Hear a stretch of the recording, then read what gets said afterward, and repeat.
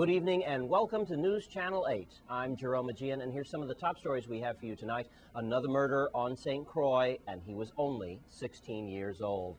The aftermath of the governor's State of the Territory address, and do you know this man? These stories and more are up next on News Channel 8.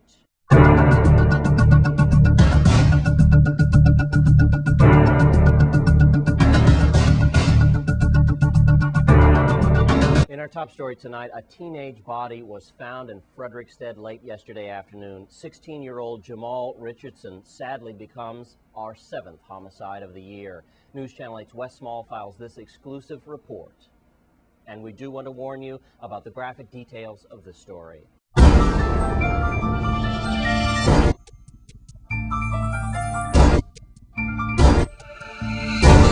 Unbelievable, Jerome. We are behind Marley Projects here this morning. Forensics is still here as the camera pans right above the right window on the second floor. That's where we're going to go next. That's where we believe the 16-year-old was found, beaten to death, possibly bludgeoned to death. Let's go to Melody Rames, VIPD spokesperson. What in the world is going on? Murder number 7 in this short year. Police on St. Croix are investigating the death of a 16-year-old minor who was found dead in Estate 2 Brothers, Frederiksted, on Monday, January 25th. A concerned citizen called 911 emergency dispatch and reported the body, which was located inside of a church building which is under construction. Police arrived on the scene at about 5 p.m. along with medical personnel who pronounced the victim dead. Police have identified the body but are not releasing the name of the victim pending notification of next of kin. Police said the minor was reported as a runaway early in January and that the body had signs of obvious trauma. Police have classified this incident as a murder and are following all leads in this case. Police need the help of the community to solve this case, and if you know anything about it, please call detectives at 712-6077-712-6037, or you can call Crime Stoppers USVI at 1-800-222-TIPS. All right, I want to show you this.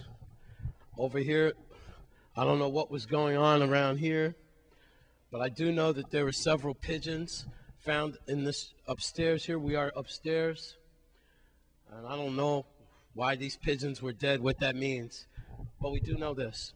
There were several blood droppings leading from this room, which is the death room, we believe, for this poor kid. And it goes downstairs, which tells me his perpetrators were dripping blood as they left this area. I want to warn you, if you have small children watching this, again, here's the blood driplets leading from the death room. Here's these 3 bricks. I don't know what these guys were into here. Possibly some type of sacrifices going on. I don't know. But this is the final demise of this 16-year-old boy. Again, if you have small children or you're squeamish at heart, you might want to be looking away. Now, this is right behind Marley Projects. This young man was a runaway, we understand possibly. And if you know anything about this horrible crime, which is murder number 7 in our short year, then you should call the investigation unit at 778-2211. 911 or Crime Stoppers at 1-800-222-TIPS. I do know this. Several people in the community are afraid for their very lives, and they're actually waiting for federal intervention to take place because obviously we have to give it to a higher power. We cannot do this by ourselves. Behind Marley, in the church under construction, we have a 16-year-old boy found beaten, bludgeoned to death right here in this room. I'm Wes Small for News Channel 8. Thanks, Wes, and Melody Rames of the Virgin Islands Police Department. And in other news, the governor gave his State of the Territory address last night. News Channel 8's Wes Small has more. Thanks a lot, Jerome. Honorable Governor John DeYoung gave his State of the Territory address last night. On the agenda, of course, crime. Unbelievable the amount of crime we have in our territory.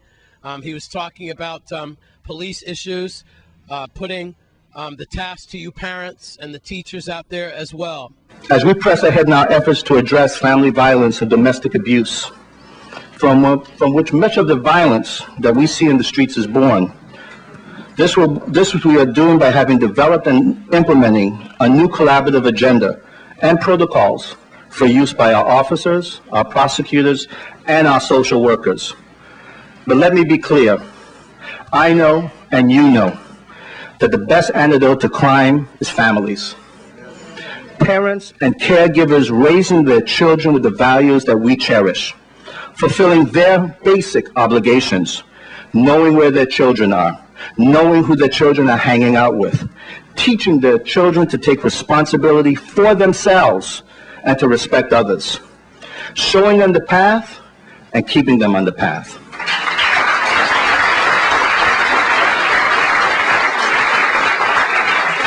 At the end of the day, government can only do so much, and the choice for each child is either in education or incarceration. This is the harsh reality that each family must recognize. In the area of law enforcement, we know what we have to do because we've been doing it. We continue to develop and strengthen our police force by recruiting officers, be they trained here or recruited from away, and by broadening their professional training, by purging those that bring shame to the department and do wrong in our community. And we shall redouble our efforts in this regard. We have made a number of changes in personnel at the Department of Justice as we seek to improve the performance of our Assistant Attorneys General and improvements in the support that they are provided so that they can do a better job and, quite frankly, work more effectively. Also, unfortunately, the inevitable that this governor, during his last 4 years or so, hasn't had to lay off anyone in the government sector, but now all bets are off. He vowed last night that he would have to take that turn for the worse, to lay off government workers. And attrition programs with priorities given to law enforcement, to healthcare, and to education. And we will lay off approximately 300 per diem and part-time employees. We need to increase our revenues. We will have to raise taxes, and we will have to collect those taxes that are due.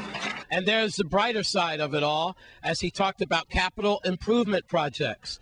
And then he talked about Central High School being revamped, St. John and St. Thomas schools as well. And therefore, that is really good news, that for the infrastructure and educational process of new schools in our territory. I will ask you to support the development of a new school on St. John, the replacement of the Adelita Canquine Junior High School on St. Thomas, and Central High School on St. Croix. In front of Government House in downtown Christiansted, I'm Wes Small for News Channel 8. Thanks, Wes. And the Virgin Islands Police Department needs your help to find this man, a 45-year-old Jose Acevedo, shown here in this surveillance video footage from the Fort Luis Augusta condo Christiansted. Acevedo used a ladder, as you can see in this video here, to access an apartment, and you can see him leaving with over $100,000 in stolen jewelry in that bag he's got just on his side. You can view this video if you want to see it a second time at the Virgin Islands Police Department Facebook page at www.facebook.com/USVIPD. If you know the location of Jose Acevedo, please call 911 or Crime Stoppers at 1-800-222-TIPS. And another correction officer is behind bars tonight, and he's not reporting to work. News Channel 8's Wes Small files this report. Thanks a lot, Jerome. We have two correction officers in trouble this evening. One of them has already been in trouble. 24-year-old Jorge Acevedo from Estate Carlton. You see his picture here. He was in trouble before. Remember, it was a couple of months ago, I believe, that he was in the seaplane area. Remember that? In the parking lot of Alarmco, downtown Christiansted near the wharf, where he was smoking a joint marijuana cigarette with someone. And then Deputy Chief Howell rolled up on him on saturated patrol. Remember that? Candidate for Dumb Crook of the Month, and asked him what was going on. He said, I just had like one joint. They don't test us here at Golden Grove. Anyway, let me go, Chief. And then they found out that he had about a pound of high-grade marijuana on him. Now he has company. 27-year-old Eljo Brooks from Marley Apartments. According to the detectives, and we had heard about this for some time, it was in November on the 25th of last year that these two guys, I believe they were celebrating someone's birthday at the airport, and they fired at least 30 shots, I believe. First-degree reckless endangerment and discharging. Let's go to Melody Rames with more VIPD spokesperson. Criminal Investigation Bureau detectives arrested two St. Croix-based Bureau of Corrections officers. The officers were charged with first-degree reckless endangerment and discharging or aiming a firearm in connection with an incident that occurred on November 25, 2010. The pair was arrested on Friday, January 21st, based on a warrant requested by the detectives and granted by the Superior Court of the Virgin Islands.